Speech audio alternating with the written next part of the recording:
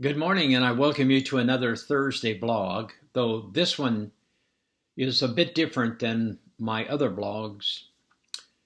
Not that I'm discouraged or lack hope, but I feel the need to speak directly to the whole issue of racism and our response to this racism. I'm sure that you are as frustrated as I am about our nation's events over the last week. It's unbelievable to me that such behaviors are still part of our world. My friend Paul McPherson stated it this way: the absolute disregard for the life and the good of others is sickening. And what happened to George Floyd and others was, in my opinion, very wrong. Police brutality and excessive force are inexcusable, in my opinion. The lack of human value and respect is abominable. Racism and injustice are evil. Rioting and violence are not the right response. However, the writers of our scriptures remind us that social justice is a mandate of faith and a fundamental expression of Christian discipleship. Social justice has its biblical roots in a triune God who time and time again shows his love and his compassion for the weak and the vulnerable, the marginalized, the disenfranchised, and the disinherited. It was Tim Dearborn in his book Reflections on Advocacy and Justice. For Christians, he says, the pursuit of social justice for the poor and oppressed is the decisive mark of being people who submit to the will and the way of God. Interesting thought. Isaiah cried out to the nation as a prophet, "Wash and make yourselves clean. Take your evil deeds out of my sight. Stop doing wrong. Learn to do right. Seek justice. Defend the oppressed," he writes. "Take up your cause of the fatherless and plead the case of the widow." And it was Jeremiah, another prophet, who exclaimed to the nation of Judah to do what is just and right and rescue from the hand of the oppressor the one who's been robbed. Do no wrong, do no violence to the foreigner, the fatherless, or the widow, and do not shed innocent blood in this place. Powerful. It's clear what the church believes, I think.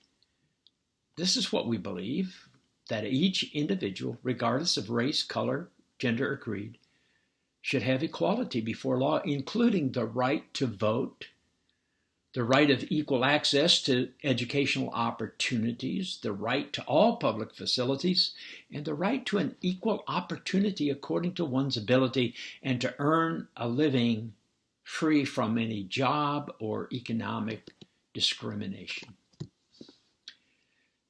You see, giving preference to one group or race of people over another is unacceptable. The Apostle Paul wrote in Galatians chapter 3 that there is neither Greek nor Jew, there is neither slave nor free, there is no female or male, they're all one in Christ Jesus. And admittedly, Paul was writing to the churches about the problems of the Jews accepting the Gentiles and the Gentiles accepting the Jews. But the basic premise is the same. All are created equal. All are one in Jesus Christ. Is this a political problem? Or is this a sin problem? Brute force is not the solution to this problem, as I see it. Our leaders are not the solution to this problem. And that includes mayors, governors, and yes, even the President of the United States. Our solution is found in the persecuted person called Jesus Christ, mistreated, crucified, died, and rose from the grave. Christ, and Christ alone, is our solution. When Christ was in the garden, for example, the mob came to arrest him and take him to a trial and then execution. we see a proper response to a very unfair treatment. The Apostle Peter did exactly what I would have done, or maybe you would have done. He reacted. And in that moment, and with violence, he took out his sword and sliced off the ear of the high priest servant Malchus. Jesus instructed Peter to put away the sword and said, "No more of this." And Jesus touched that man's ear and healed him. And we who have been loved unconditionally by that same Christ need to continue to express that kind of love as Jesus did. Biblical references to the word justice mean to make it right. Justice is first and foremost a relational term, people living in right relationship with God and one another in natural creation. And from a scriptural point of view, justice really means loving our neighbor as we love ourselves, and that's rooted in God's character and nature. God is just, God is loving, so we are called to justice and live in love. Martin Luther King Jr. stated it well when he said, "We must meet the forces of hate with the power of love." Now, what is it that we need to be doing? How do we need to respond? Here's just a couple of thoughts to guide us as we move, I hope, to a biblical response to our present national condition. Number one is to embrace all people along with their God-given diversity. Welcome all voices, all perspectives, and treat everyone with respect, compassion, and integrity. Number two, respect and care for everyone with whom we share life in this community we call home.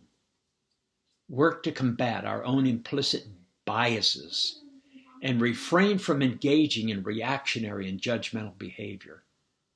Number three, listen actively and be continuous learners. Former President Bush stated it well this week when he wrote that this is not a time for lecture or lectures, but it's a time for listening and understanding. Oh yes, listen, hear, and give allowance for each other's preferences and opinions. Number four, stand with those who are being ostracized, those who are marginalized or persecuted or misunderstood or unfairly judged. Stand with them. And number five, pray. Above all, pray for our nation. Pray for the national and the local leaders.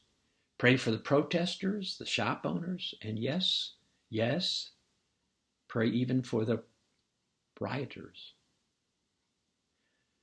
Adam Taylor wrote these words: "Social justice is about creating kingdom space in the here and now, giving witness to the ultimate society, the ultimate just society yet to come." So every time we use our voice and our influence to get in the way of injustice, whether it's human trafficking or economic exploitation or human right abuses or infants dying needlessly from disease or malnutrition, we are providing a foretaste of God's kingdom to come. And may God help us to live into that great kingdom. Pastor Dale reminded us this week on Facebook a quote by Walter Brueggemann. Hope is the deep religious conviction that God has not quit. And to affirm that thought, Will Willimon writes, Christ has made our history his history. He has changed and is changing our histories. That, my friends, is hope. Praise be to God.